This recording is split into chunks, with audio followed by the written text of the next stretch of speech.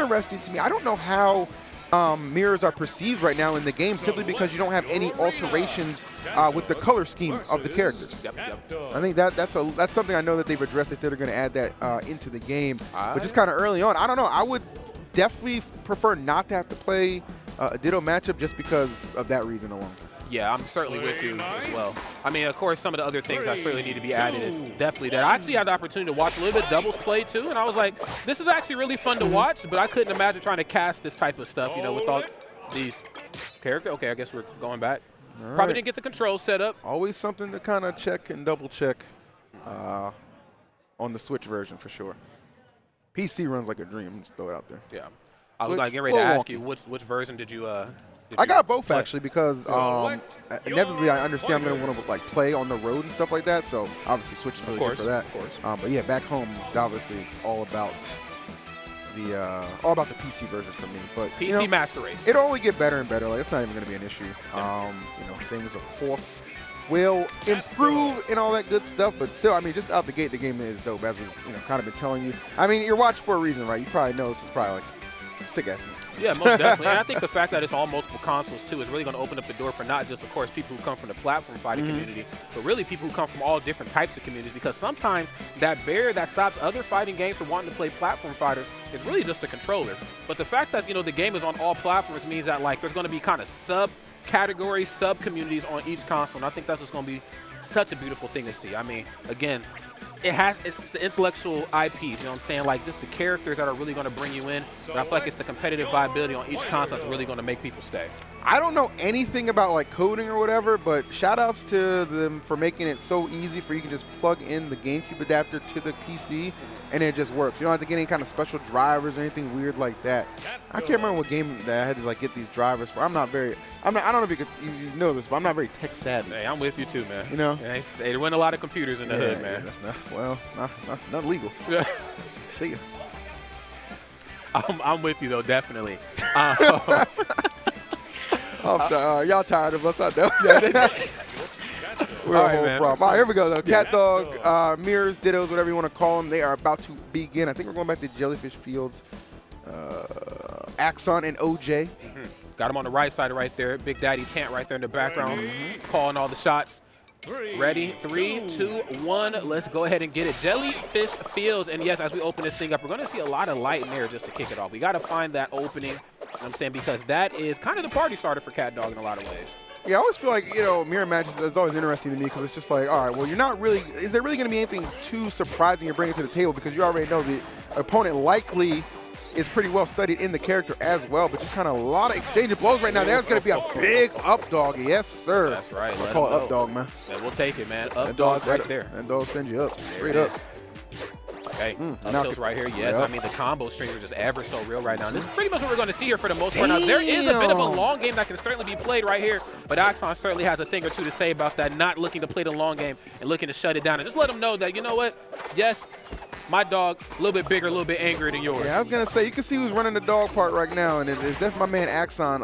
Clearly a little bit more of a stronger understanding of the character. Okay, nice little trade. Let's see if this can result. Oh, no, not quick enough on the uptake. Oh my goodness, yes, the forward strong is going to shut it down. Don't even think that you can stay up there on that platform for free. You have got to watch how you get back down onto solid ground, but not in game number 1, EE. 3 kills via the up strong. And I'll tell you what, man, you know, we talk a lot about momentum canceling, how effective that can be. You're not even getting the chance when he's just popping you up like that. I mean, take another look at this. And shouts to these replay technology again, too.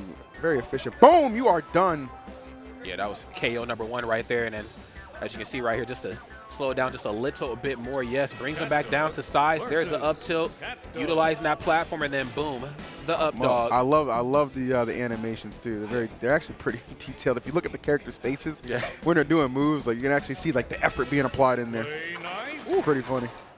All right, here we go. Game number 2. Very dominant and convincing win from Axon, and It's not going to prompt OJ to switch off characters, so I guess he's still pretty confident he can get this mirror match won, but he got to get back to the stage first. My boy is getting slapped. He is certainly playing like that. There is the strong right there. Yes, it doesn't get much stronger than that, man. CatDog, of course, in the gym, Dog specifically, and certainly playing just like they have been. I think momentum cancel could have kept that stock alive, but nonetheless, Axon picking up immediately where he left off. Yeah.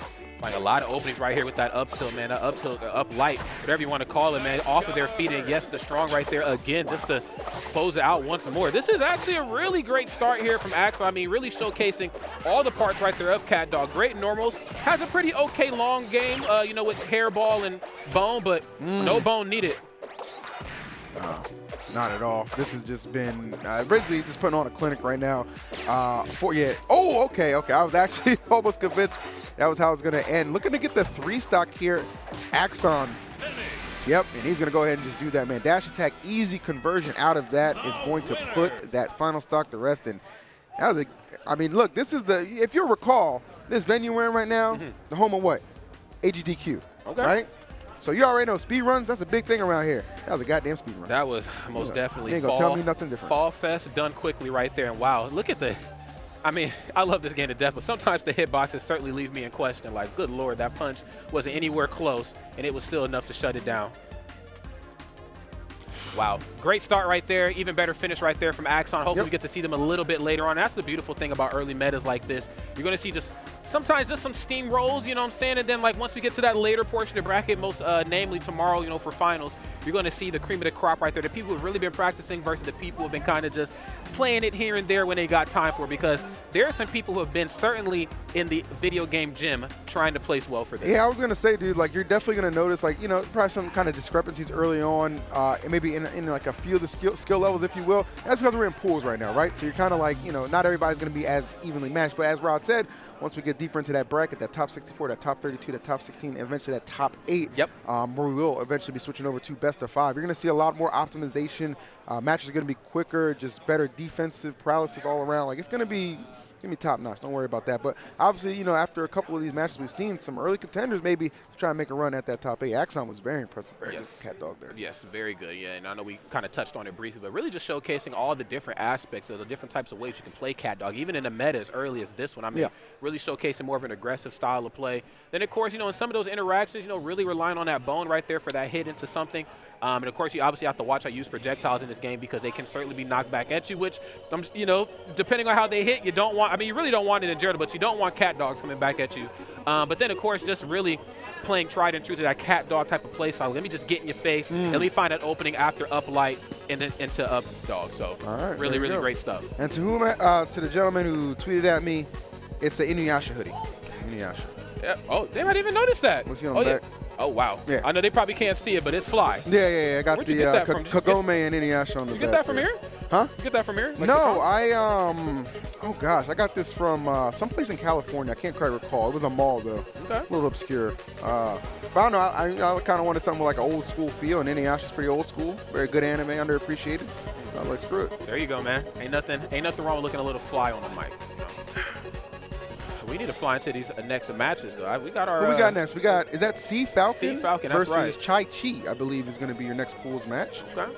Oh, Chachi. Chachi. Okay. All right, I'm with it. Yeah, so this is going to be another really great match. Of course, Sea Falcon, a phenomenal Smash player. I'm sure really trying to carry over some of that mentality here into Nick All-Stars Brawl, which I'm sure they're probably going to do in a pretty big way, because if I'm not mistaken, just because the terrain that I've been kind of reading,